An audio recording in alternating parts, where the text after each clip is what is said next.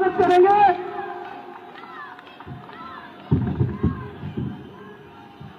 भारत माता की, भारत माता की, भारत माता की। वंदे वंदे वंदे।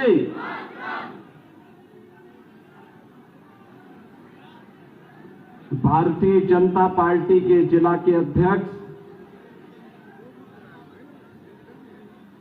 श्री राम सिया सोरण जी,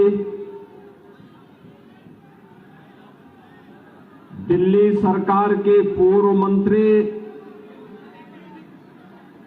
लोकप्रिय नेता श्री राजकुमार चौहान जी, जिला प्रभारी डॉक्टर योगेश आत्रेय जी,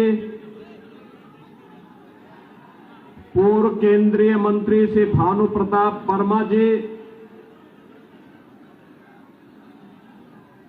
उत्तर प्रदेश सरकार में उत्तर प्रदेश के विधान परिषद सदस्य श्री मोहित बेनीवाल जी, पूर्व विधायक श्रीमती विमला सोलंकी जी, स्थानीय पार्षदगण, भारी संख्या में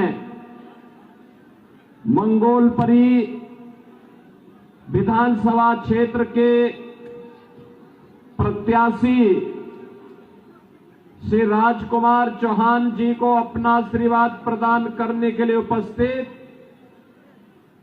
मंगोलपुरी के सभी बहनों और भाइयों, आज मुझे इस क्षेत्र में आकर के आप सबका दर्शन करके आनंद की अनुभूति हो रही है।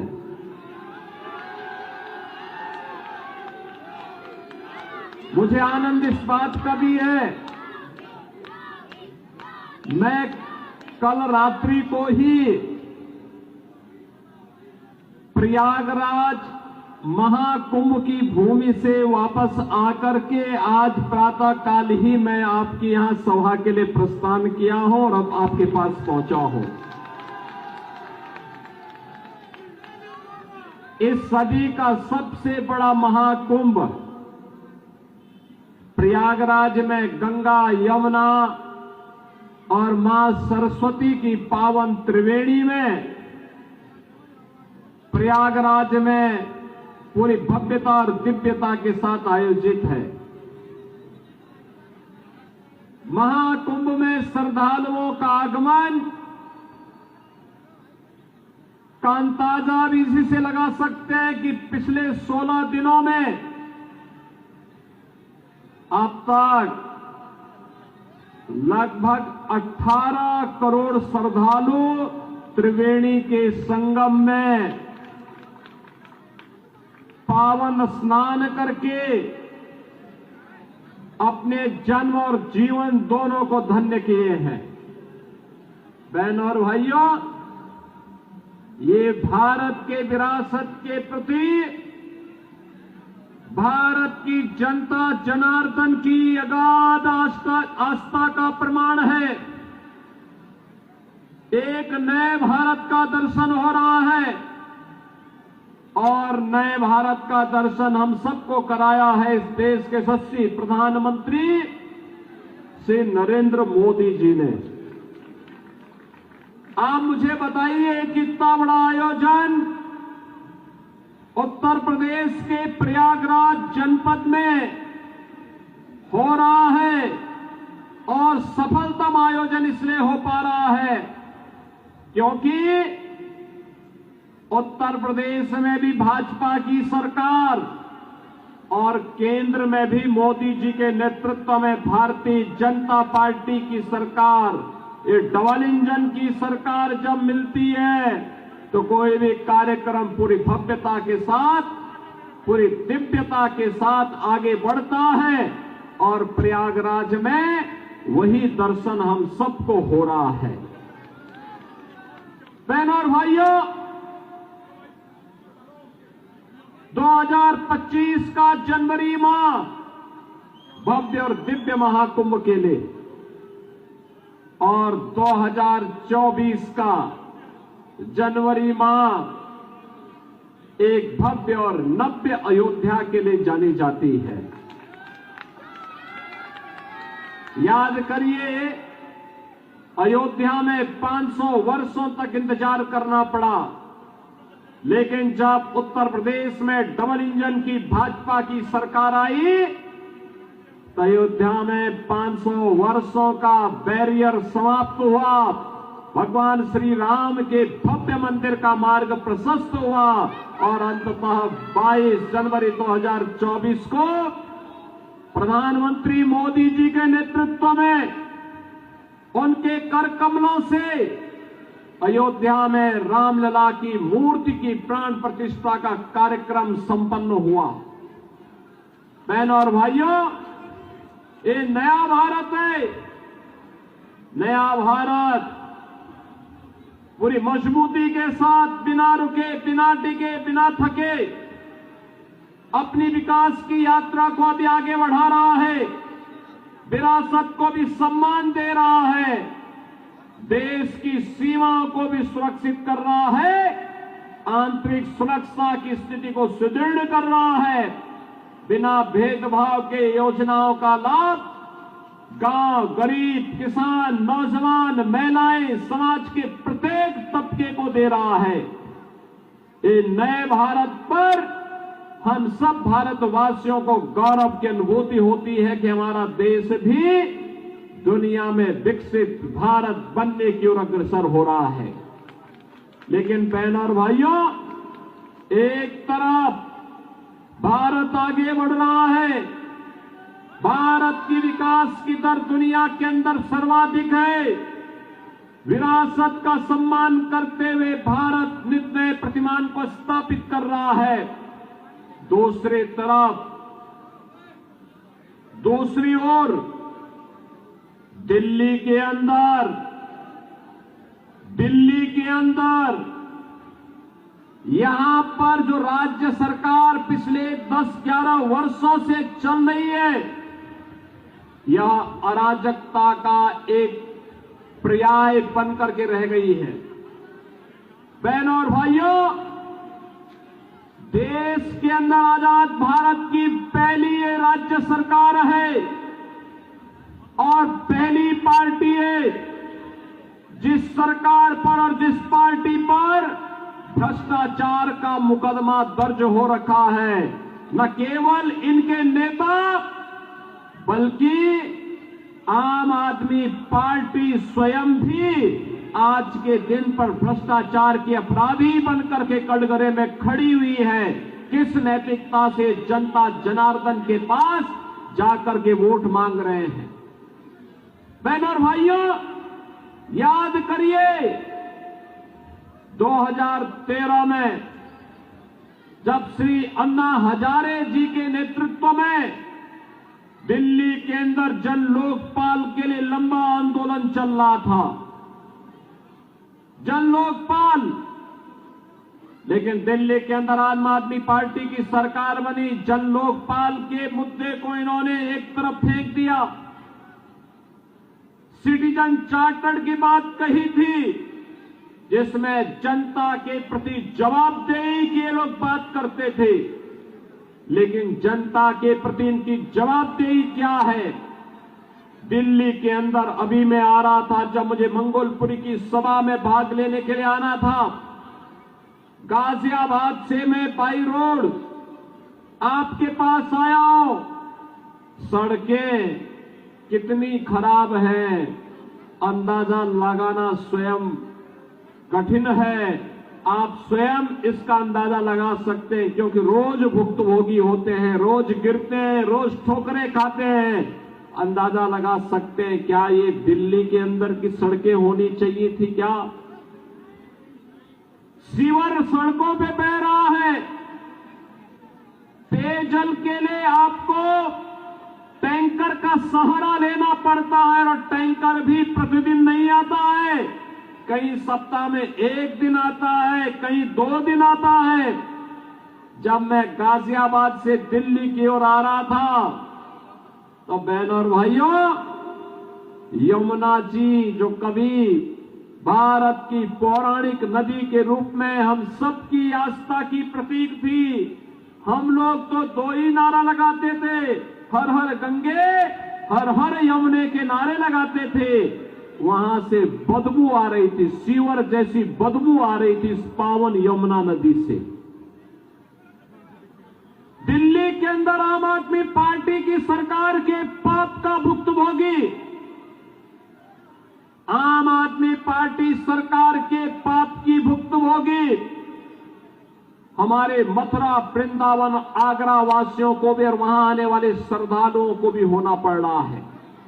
पावन वृंदावन और मथुरा भगवान श्री कृष्ण से जुड़ी हुई पावन नगरी है, लेकिन आम आदमी पार्टी ने जो नारकीय स्थिति दिल्ली के अंदर पिछले 10 वर्षों के अंदर बनाया है, आज उसका भुक्तभोगी हम सबको होना पड़ रहा है। और इसीलिए आज मैं आपसे कहने के लिए आया हूं, इस नरक से उभरने का एक ही रास्ता है, और वह रास्ता जाता है डबल इंजन की भारतीय जनता पार्टी की मोदी जी के नेतृत्व में केंद्र की सरकार की तर्ज पर दिल्ली के अंदर भी भारतीय जनता पार्टी की सरकार बने।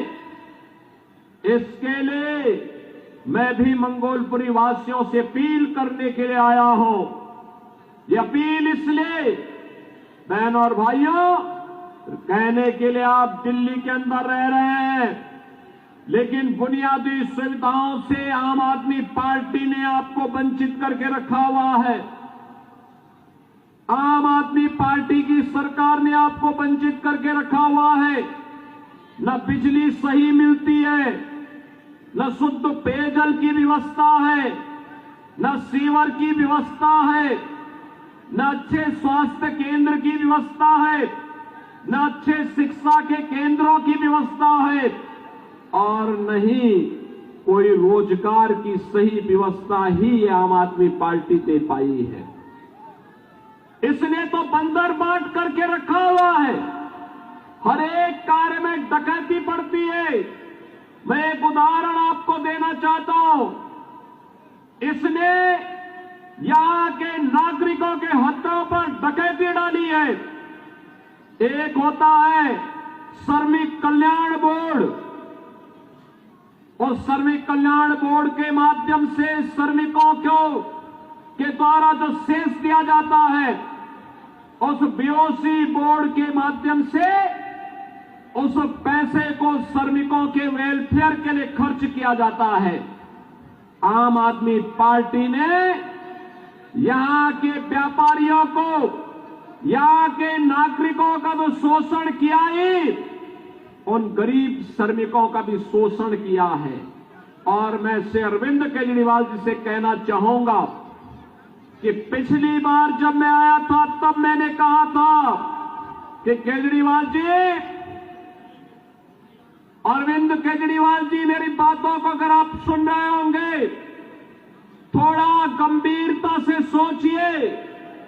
मैंने पिछली बार कहा था, मैं यहां 23 जनवरी को आया था, और मैंने 24 जनवरी को कहा था, 22 जनवरी के बारे में कहा था कि 22 जनवरी को हमारी सरकार, मेरे पूरे मंत्रिमंडल के सहयोगी प्रयागराज की त्रिवेणी में जाकर के मां गंगा, यमुना और सरस्वती की त्रिवेणी के संगम में डुबकी लगा करके पुण्य के भागीदार बने। हमने आचमन भी किया, स्नान भी किया।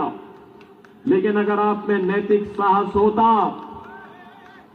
तो आप भी इस दौरान यमुना जी में अपने मंत्रियों को लेकर के जाते, डुबकी लगाते। मैं भी मानता कि आपने मां यमुना के लिए कुछ किया है।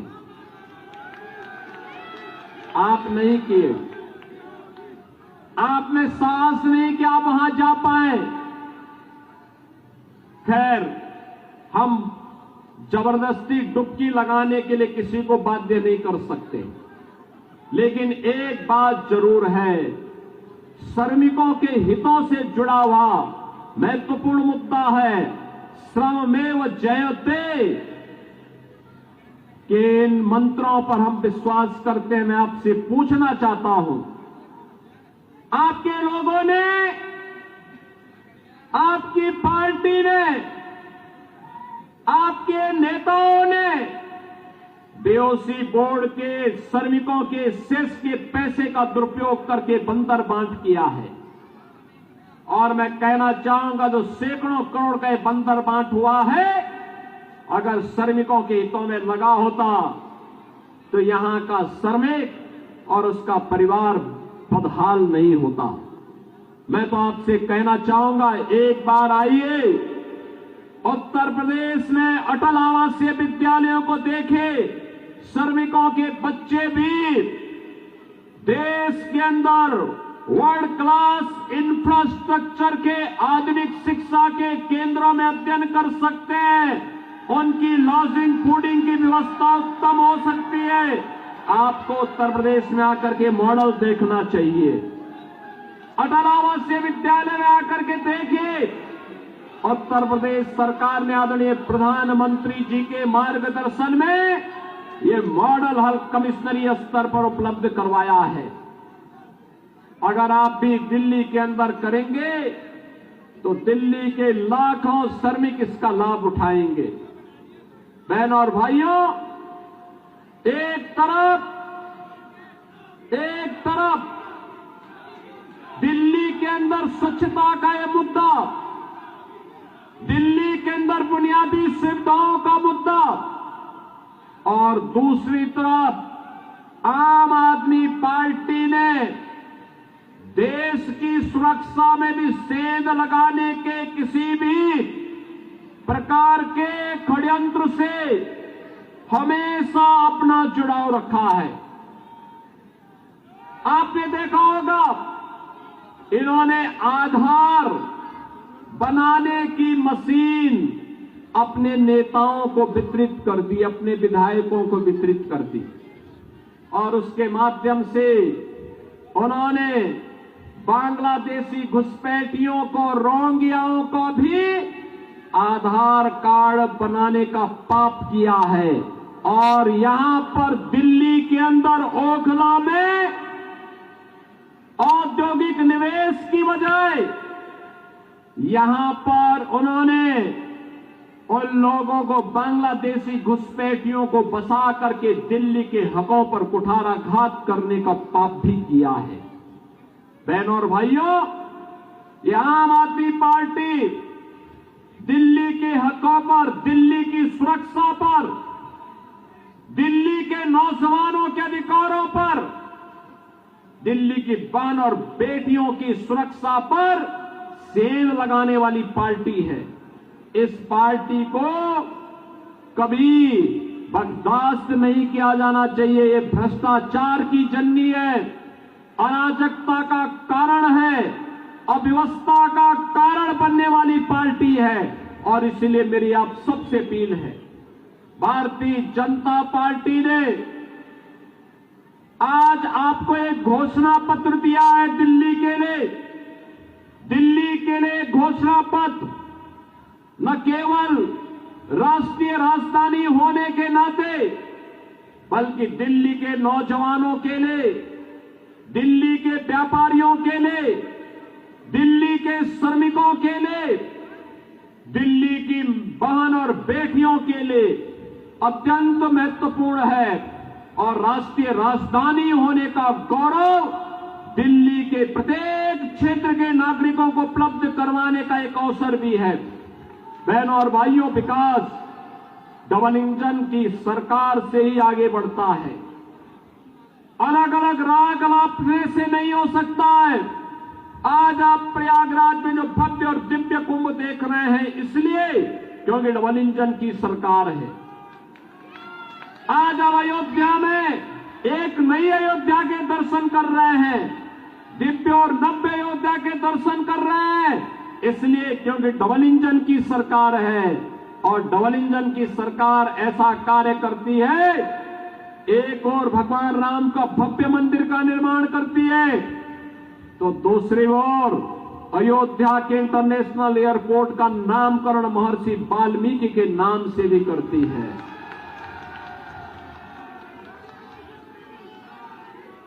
सदगुरु रविदास के जन्मभूमि क्षीर गोवर्धन जो वाराणसी में है, उस पवित्र स्थल का पुनरुद्धार और सुंदरीकरण इसको भव्य स्वरूप प्रदान करती है। निषाद राज का पावन श्रृंगवेरपुर में भगवान राम और निषाद राज की 56 फुट ऊंची प्रतिमा को एक भव्य कॉरिडोर के माध्यम से जनता जनार्दन के लिए उपलब्ध करवाने का कार्य करती है।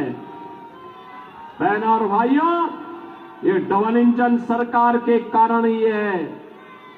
ये डबल इंजन सरकार का ही परिणाम उत्तर प्रदेश के अंदर है कि उत्तर प्रदेश आज एक्सप्रेसवे में नंबर 1 है, रेलवे के नेटवर्क में नंबर 1 है, सबसे अधिक मेट्रो का संचालन करने वाले सिटी उत्तर प्रदेश के अंदर है, सबसे अधिक हाईवे का नेटवर्क और सबसे अधिक रेलवे का नेटवर्क भी आज उत्तर प्रदेश के पास है, क्योंकि उत्तर प्रदेश में डबल इंजन की भाजपा की सरकार है।